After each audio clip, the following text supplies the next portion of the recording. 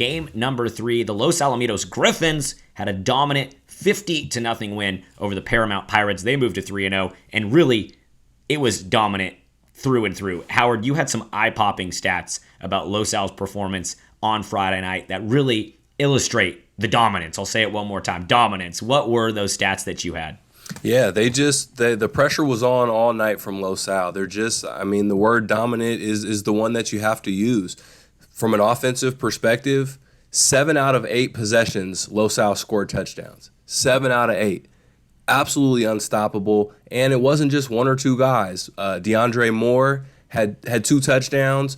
The very first offensive drive for Los Al was a 2-play drive. Both passes went to DeAndre Moore, one of them for 69 yards and a touchdown. So just right out the gates, just putting pressure on the Paramount defense, starting out on fire. Mekhi Lemon, who we know is talented, going to Oklahoma with Malachi, had 2 touchdowns. Gavin Porch got in on the action. Nigel Osborne, all of these weapons that we know Los Al has, and they came out and showed it early on, went into halftime with a 43-0 lead over Paramount. So they just came and took everything that they wanted from the defense. Well, it's always the usual suspects, and there's a lot of usual suspects with Los Alamitos. Mekhi Lemon, Malachi Nelson, Alec Wills, and all the guys on the defense I know you'll talk about. Go ahead. Well, I didn't even mention Alec Wills. I think Alec Wills had the most catches of the night, so forgive me for not mentioning him. Our guy Kent Bickel on the Los Al radio call said that Alec Wills has caught every ball thrown to him this year. I don't know if he means literally, but it feels that way. Every time Los Al needs a big play, Alec Wills over the middle. He's taking big hits. He's doing everything that his team needs. So we go through all of these guys on the offensive end, and we forget first-team All-Sunset League Alec Wills, who, if you're watching the game, you're not going to forget him. Just dynamic weapons all over the field for TJ Fenton, offensive coordinator, and Malachi Nelson, the quarterback.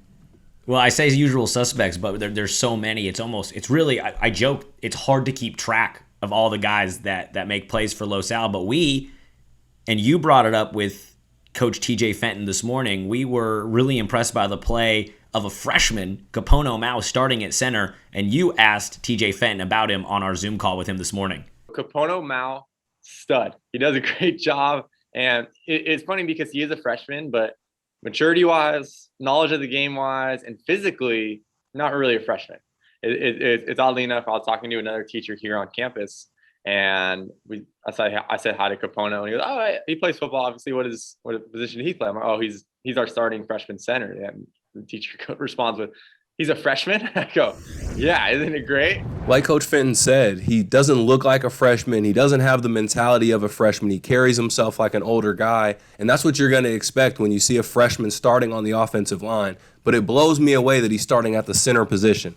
That means he has to identify the defense. He's touching the ball on every single play, snapping it to an all-star, superstar quarterback. So there's a lot of pressure involved there. Los Al's not just a run-of-the-mill team. This is a team with CIF and state championship aspirations. So for Coach Fenton and Coach Snyder, the offensive line coach, to put that kind of faith in Capono Mao as only a freshman, you know he's a special, talented offensive lineman. So we're going to have our eyes on him over the next couple of years because he's going to make a lot of noise when it comes to recruiting.